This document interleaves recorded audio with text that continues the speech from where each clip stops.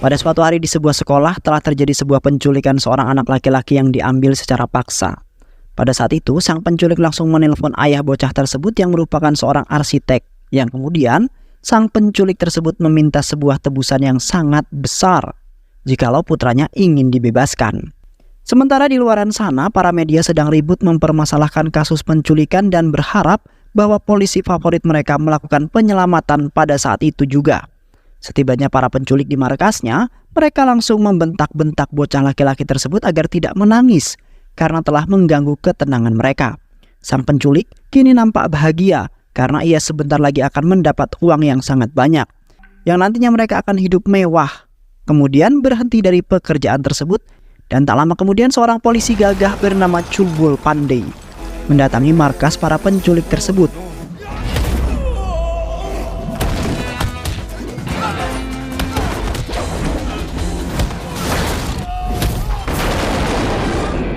Hingga akhirnya, dua orang penculik pun menyerahkan diri sementara yang lainnya berhasil melarikan diri. Ketika Chulbul dan bocah kecil itu keluar dari markas para penculik, mereka langsung disambut oleh awak media yang sudah menunggu Chulbul yang menjadi idola mereka untuk diwawancarai.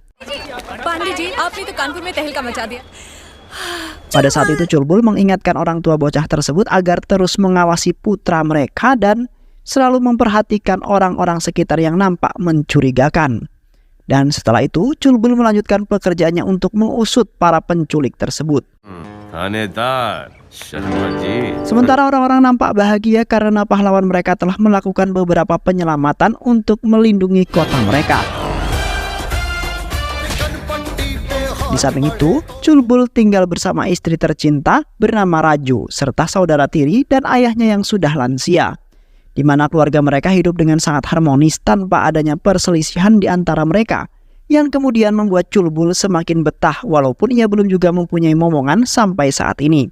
Chulbul dan Raju sudah berusaha untuk memberikan seorang cucu untuk ayah tercintanya, yang pada saat ini ibunya Chulbul sudah meninggal dunia karena terjangkit sebuah penyakit yang sangat berbahaya, sehingga saat ini ayahnya menjalani kehidupannya dengan menduda sampai tua nanti. Selain itu juga, Chulbul telah menjadi sorotan orang-orang sebagai polisi yang paling bijaksana dan juga sangat gagah. Alhasil, Chulbul pun langsung ditunjuk untuk mengambil alih kantor polisi setempat di kota Kanpur. Pada saat itu Chulbul lagi-lagi mendapati sebuah masalah di kotanya yang tidak berhenti-henti, di mana telah terjadi sebuah kecelakaan yang mengakibatkan sang korban tewas, yang pada saat itu ditembak oleh dua orang preman. Chulbul akhirnya turun tangan untuk mengatasi masalah tersebut karena istri sang korban telah membentak kepolisian agar secepatnya untuk mengusut masalah tersebut. Kemudian Chulbul beserta pasukannya langsung menghampiri dua preman itu yang sedang bersantai di sebuah kedai. Awalnya, Chulbul secara halus mendekati mereka berdua agar tidak mencurigai maksud dan tujuan Chulbul menemui mereka. Dan seketika, Chulbul langsung membunuh salah satu preman tersebut hingga terjadilah adu tembak yang ternyata di sana adalah tempat di mana para preman-preman itu untuk menongkrong. Terlihat Chulbul melawan belasan preman itu sendirian, yang akhirnya preman-preman itu pun akhirnya kalah. Sedangkan salah satu preman yang berambut gondrong berhasil melarikan diri. Setelah itu, Chulbul mengingatkan kepada semua anggotanya bahwasanya Chulbul akan memberantas semua kejahatan yang terjadi di kotanya itu. Karena Chulbul sangat tidak ingin semua orang yang berada di kotanya merasa tertindas ataupun merasa tersiksa. Chulbul berjanji bahwa ia akan memastikan tidak akan ada sebuah kejahatan yang berlaku di kota tersebut semasa Chulbul masih hidup. Selain itu juga Chulbul merasa berhutang budi terhadap semua orang yang sudah menghormati dirinya. Sampai-sampai ada yang mengidolakan Chulbul kemudian menganggapnya sebagai seorang pahlawan kota. Di sebuah kuil persembahan terlihat seorang gangster sekaligus politisi bernama Thakur sedang melakukan persembahan bersama putranya. Sementara itu, ramai sekali orang-orang yang sempat kesal terhadap Thakur karena selalu saja membuat onar. Selain itu juga Thakur telah menyalahgunakan jabatannya untuk melakukan beberapa kejahatan yang membuat orang lain tertindas, di mana Thakur hanya memikirkan kehidupannya sendiri dan selalu saja melakukan sebuah bisnis secara ilegal. Namun mirisnya, belum ada yang berani menghentikan kejahatan tersebut karena sebagian besar polisi ada yang disuap agar tidak merusui kejahatannya sampai saat ini. Sementara itu Thakur juga akan mencalonkan dirinya dalam partai politik agar namanya semakin tersohor. Thakur tidak memikirkan omongan orang lain yang sangat menyakitkan karena yang paling penting hidupnya bahagia untuk selama-lamanya. Di hari libur, Chulbul menghabiskan waktu bersama istri untuk bersenang-senang dan juga berbelanja. Chulbul kemudian menyempatkan waktu untuk Raju karena sampai saat ini ia masih sering merasa kesepian karena belum memiliki seorang momongan. Di samping itu juga Chulbul selalu mengingatkan saudaranya Maki untuk segera mencari pasangan karena Chulbul selalu merasa kasihan ketika Maki melihat kemesraan Chulbul dengan Raju yang mungkin saja membuatnya iri. Yang pastinya Chulbul akan selalu mencarikan wanita yang terbaik untuk Maki supaya Maki bisa menjalani hidup bahagia seperti Chulbul dan juga Raju sampai saat ini. Selain itu juga, ayah mereka selalu mendukung anak-anaknya untuk menjadi orang yang lebih baik lagi, di mana ayah mereka berharap Chulbul dan Maki bisa menyenangkan ayahnya sampai menghembuskan nafas yang terakhir. Di setiap harinya, Chulbul pasti saja menemukan banyak masalah yang terjadi di kotanya tersebut, di mana Chulbul telah menemukan salah seorang pengendara truk yang telah memaksa petugas penjaga di wilayah itu agar ia bisa masuk tanpa harus diperiksa, di mana pria tersebut ternyata telah menyelundupkan barang-barang terlarang, yang kemudian Chulbul langsung mengamankan pria tersebut. Selain itu juga, Chulbul dan anggotanya langsung melakukan sebuah operasi penggeledahan truk-truk yang melewati perbatasan, yang kemungkinan saja ada salah satu dari mereka yang menyelundupkan barang-barang tersebut. Tak lama kemudian, putranya Thakur mendatangi Chulbul dan anggotanya dengan raut wajah yang tidak senang atas operasi tersebut. Putranya Thakur kemudian memberikan segepok uang, kemudian memerintahkan Chulbul agar memberhentikan operasi tersebut. Pada saat itu, terlihat Chulbul dan yang lainnya malah mempermainkan putranya Thakur.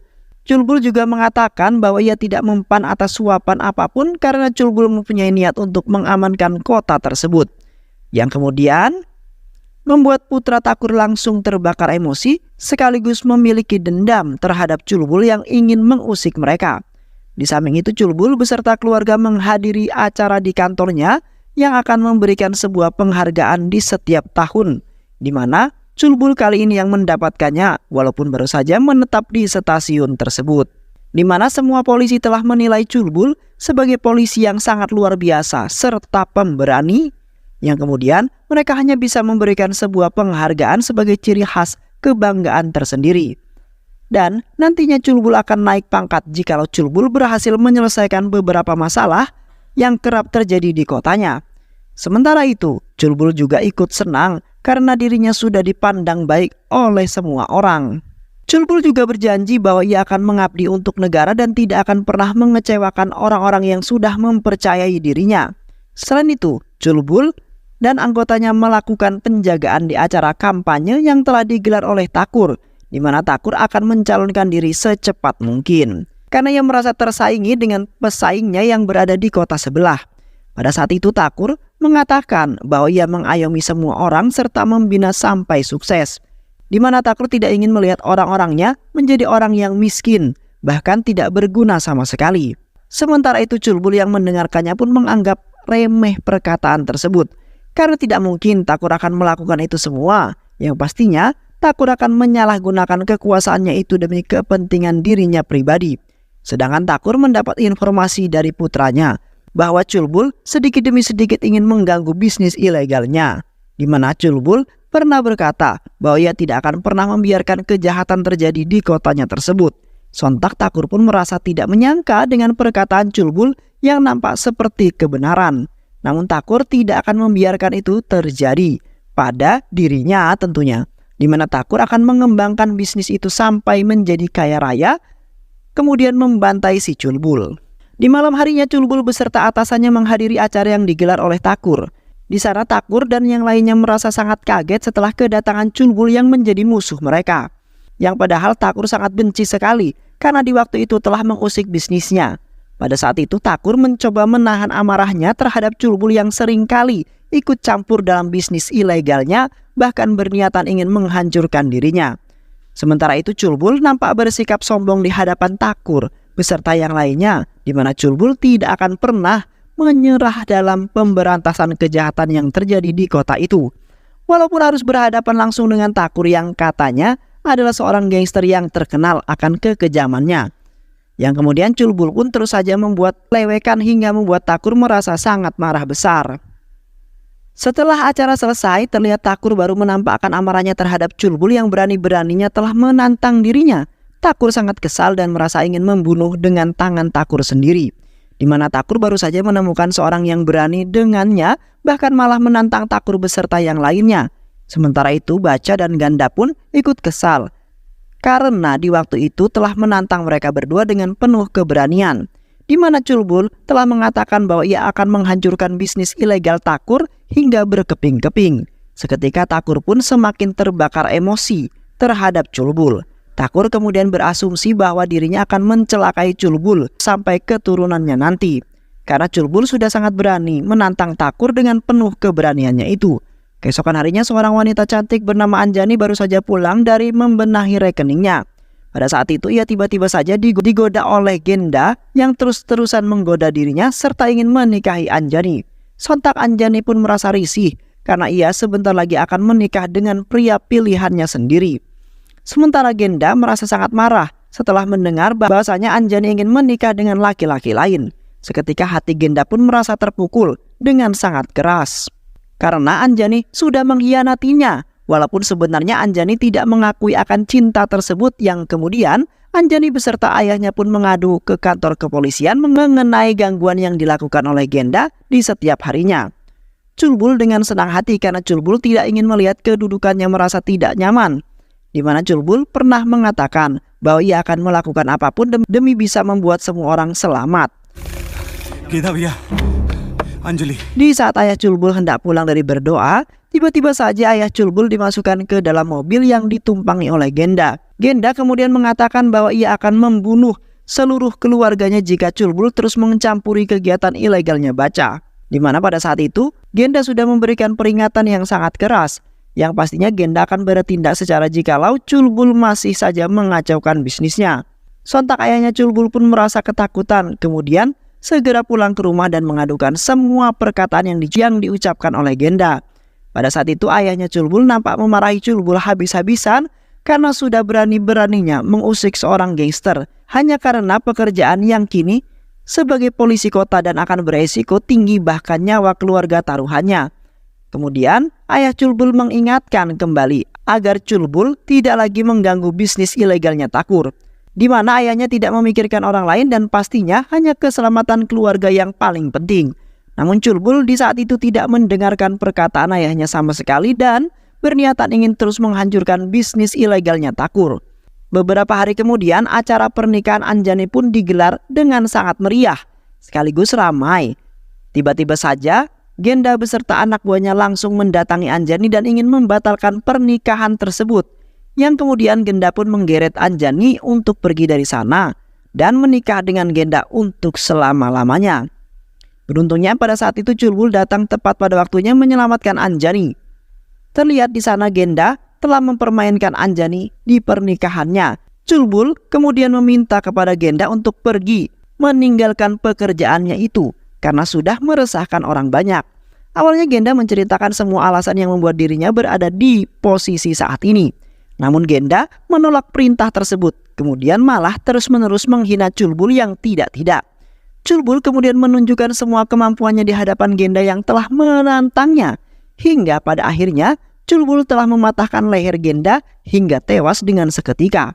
Sontak semua orang yang berada di sana pun ikut turut berduka cita. Di samping itu, Culbul menemui ayahnya yang berada di taman sedang menyendiri. Pada saat itu ayahnya mengatakan bahwa ia sangat kecewa terhadap Culbul yang tidak mendengarkan perkataan ayahnya, di mana ayahnya tidak ingin keluarganya mendapat masalah yang nantinya akan adanya kejadian pembunuhan. Namun pada saat itu Culbul hanya meminta maaf kepada sang ayah bahwa di waktu itu ia tidak bisa mengendalikan emosinya. Selain itu juga Culbul mengatakan bahwa ia rela meninggalkan rumah jikalau ayahnya masih saja melarang dirinya dalam menjalankan pekerjaannya tersebut. Dan setelah itu Culbul meninggalkan ayahnya sendiri dengan penuh emosi. Sementara itu Culbul mendapat kabar yang sangat baik sekali mengenai Rajo yang kini telah hamil. Seketika Culbul sangat senang sekali karena sudah sekian lama ia baru diberi seorang keturunan. Yang kemudian Culbul akan menjaga istrinya setiap hari dan selalu memberikan waktu luang sampai masa persalinan.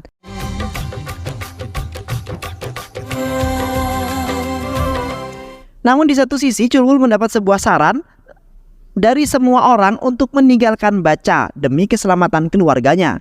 Karena bisa saja Bacaca akan melakukan penyerangan secara tiba-tiba dan kini ia memiliki kesempatan untuk mencelakai Rajo yang sedang hamil tentunya. Semua keluarganya tidak ingin itu semua terjadi pada Rajo yang pastinya akan menyesalinya.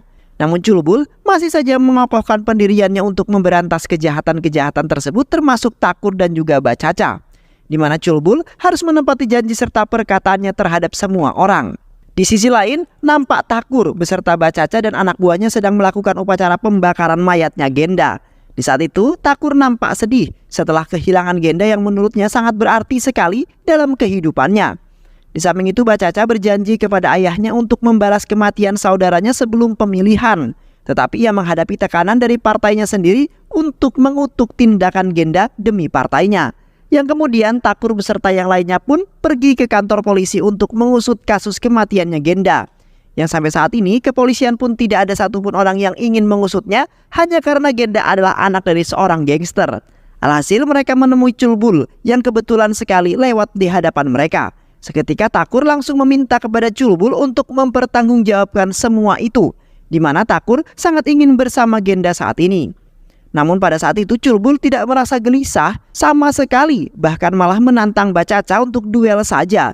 Karena Culbul sudah capek dikejar-kejar oleh Takur yang selalu saja membuat masalah terhadap dirinya. Dan setelah itu pun Culbul langsung pergi dari hadapan Takur dengan wajah yang songong. Pada saat itu Culbul sedang bekerja, Rajo dan saudara tirinya yaitu Maki menggunakan kesepakatan tersebut untuk berduaan di dalam kamar. Di mana Maki belum juga menemukan pasangan hidup dan malah mencintai saudara tirinya yaitu Rajo. Hingga pada saat itu mereka telah mesra-mesraan di rumah dan beruntungnya Culbul dan ayahnya tidak mengetahui akan hal tersebut. Karena jikalau Culbul mengetahuinya, maka seketika Culbul akan berubah menjadi harimau yang sangat ganas dan siap memakan mangsanya. Namun di samping itu juga Culbul sempat merasa ada yang aneh dengan Rajo dan Maki yang nampak dekat sekali. Karena sebelumnya mereka berdua tidak pernah akur walaupun di hadapan Culbul. Yang kemudian Culbul hanya berpositif thinking serta berharap bahwa tidak akan terjadi hal-hal yang aneh dalam keluarganya tersebut. Sementara itu Bacaca masih kebingungan dalam menyelesaikan masalah tersebut. Karena Bacaca merasa sangat risih jika ia belum menemukan solusi untuk bertindak adil dalam partai politiknya. Di mana Bacaca hampir saja menyerah karena tidak ada satu orang pun yang membantunya sama sekali. Selain itu juga, ia harus berhadapan dengan Culbul yang telah menantangnya untuk duel jikalau merasa tidak terima. Namun Bacaca masih memikirkan hal tersebut lagi, karena dirinya telah bergabung dalam partai politik dan ditambah lagi ayahnya selalu saja memarahi dirinya. Alhasil Bacaca pun tidak bisa menyelesaikan semua itu dengan sangat mudah. Yang kemudian ia serahkan semuanya kepada anak buahnya. Keesokan harinya, Maki dan Rajo pergi ke kuil untuk berdoa agar dapat hajat mereka dikabulkan. Pada saat itu Rajo sangat senang sekali bisa pergi bersama Maki. Karena di satu sisi Rajo sedang tidak dapat perhatian serta kasih sayang dari Culbul yang selalu sibuk mengurus pekerjaannya. Ketika mereka hendak pulang, seketika mereka bertemu dengan Bacaca dan Takur yang kebetulan lewat di sana juga. Dan seketika Bacaca pun langsung mendorong Rajo hingga mengelinding dari tangga paling atas hingga turun ke bawah. Sedangkan Maki telah ditembak hingga jatuh terkapar di sisinya Rajo. Di mana Bacaca pun sudah habis pemikirannya untuk melawan Culbul lagi. Ya akhirnya Bacaca hanya bisa mencelakai keluarganya sebagai wujud balas dendam atas kematian saudaranya. Sedangkan Rajo dan Maki langsung dilarikan ke rumah sakit untuk menjalankan perawatan. Di mana pada saat itu Rajo telah kehilangan janinnya ataupun keguguran. Setelah Culbul menemui Rajo yang sedang termenung memikirkan janinnya tersebut. Culbul langsung bertindak sesegera mungkin untuk membantai orang-orang yang telah membuat istrinya menderita pada saat itu juga. Terlihat Culbul langsung bergegas pergi ke lokasi di mana Takur, Bacaca dan yang lainnya berada. Sesampainya di sana, Culbul langsung menghabisi semua anak buah Takur yang sangat banyak, di mana Culbul telah melampiaskan semua amarahnya di saat ia bertarung.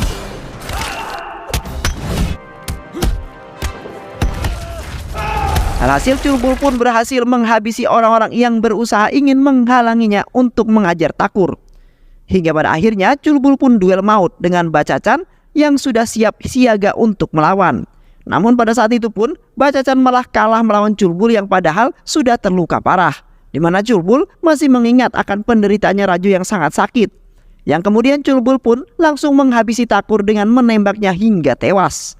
Dan setelah itu pun, Culbul beserta anggotanya kembali untuk menyambut kemenangan Culbul yang ternyata telah mewujudkan perkataannya sendiri. 1 tahun kemudian, terlihat Raju sudah melahirkan anaknya yang kedua, di mana pada saat itu telah membuat Culbul sangat bahagia.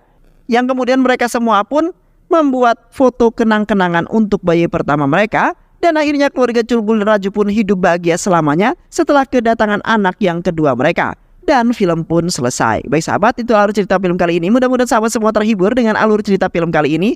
Sehat selalu. Wassalamualaikum warahmatullahi wabarakatuh.